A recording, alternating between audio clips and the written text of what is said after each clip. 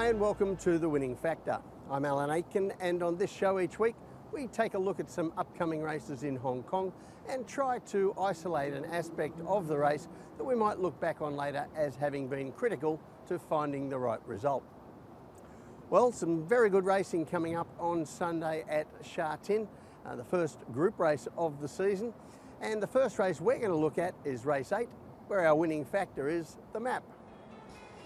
Now, quite an interesting Class 3 here with a couple of newcomers from Australia and New Zealand who have shown ability there. Master Delight for John Size and 5 Elements for Frankie Law. But for me, this comes down to two very smart horses which have had a run this season. I'm a Single Man and Packing Victory. And so far, Packing Victory is unbeaten in 2 starts. He won very impressively last season at Happy Valley, and then returned on opening day this season to win at Sha Tin over 1200 metres in Class 4 with the top weight, and we'll take a look at that right now. And this is race 3 of the current season. Now, he's easy to find. He's in blue and white hoops with a red cap, and just note Zach Purton has to push him along early, trying to uncomplicate the race for the odds-on favourite and get a place outside the leader. Now, he travels nicely there, and then in the stretch, Purton goes for him. And just like his debut win, there is a moment or two before Packing Victory really gets the revs up to go clear. But even though he rolls around a bit, new and green, just like his debut, the further they go, the further he wins by. Now, he's a son of Reliable Man, a French Derby winner, and a horse who gets horses over a little bit more ground than 1200 metres. So I'm a little surprised perhaps that Danny Shum, his trainer, didn't go out to 1400 metres for his second up run, but he still has probably enough speed and from the draw to be able to perform again at 1200 metres. We'll have a look at that on the map later on, but he'll still need to be at the top of his game to handle I'm a Single Man. Now, he's also had a race this season, and this was in race number 26. And you see him here, he's in tangerine and purple with white sleeves and cap. And he jumps well from a middle draw, but he's soon beaten for speed by the horses drawn under him. And jockey Sha Tin has to drift back in the field to avoid being caught too wide. And he finds himself well off the pace by halfway. Now, the heat map shows that the tempo wasn't totally against horses running on here, but the winner, Gluck Racer, gets a perfect run up nearer the speed, gets too much of a break, and I'm a Single Man closes strongly for second and posts what was by 2 or 3 lengths the fastest final 400 metre sprint of the day for the turn races, but has to settle for second place. So that was a very good performance by I'm a Single Man, and probably better than either of Packing Victory's performances so far. And if this was just a 2-horse race, well, I think he'd be pretty hard to hold out. However, it's not, and traffic comes into play. And that's where we look at the map. And he's going to face a similar problem here to last time I'm a Single Man.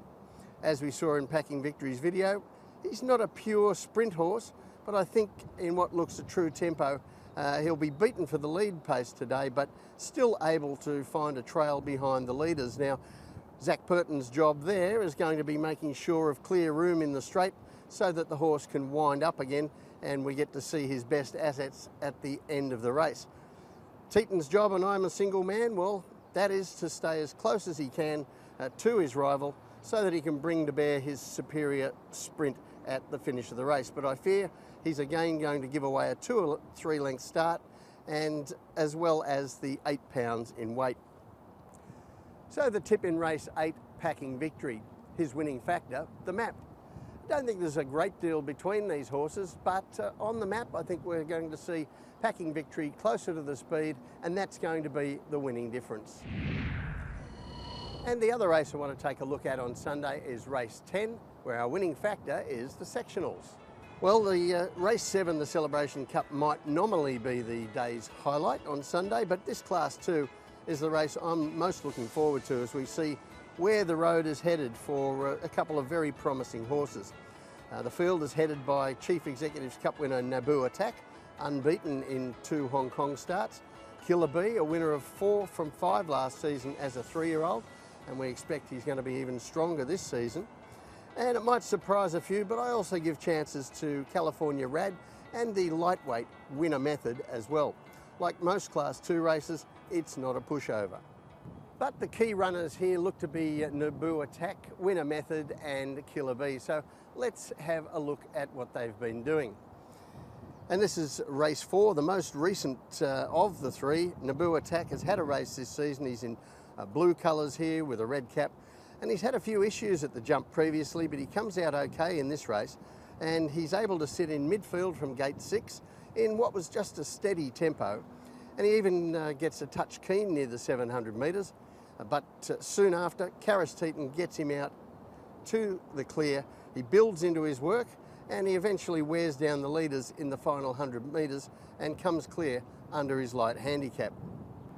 Now the other 2 replays we're going to take a look at come from last season, and the first one is Winner Method. Now this isn't his latest start. He has had a run this season down the straight, but this is his only attempt at 1200 metres previously, so I thought we'd take that into account.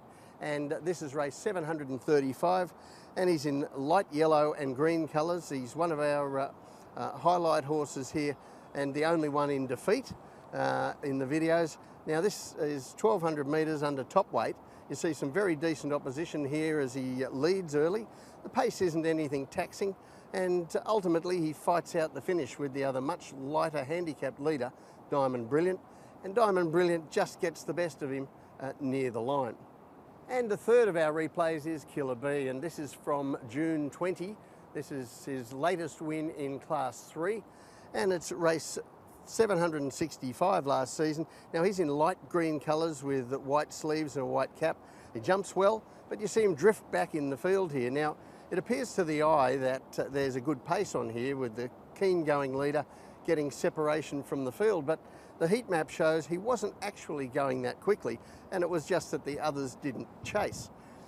Now that view is backed up by the fact that the leaders did kick on quite well late in the race. But from 2 or 3 wide with cover, Killer B has 132 pounds on board, but you certainly wouldn't know it. He unleashes a withering turn of foot from the top of the straight, comes clear, and Joe Moreira sits up for the camera on the line.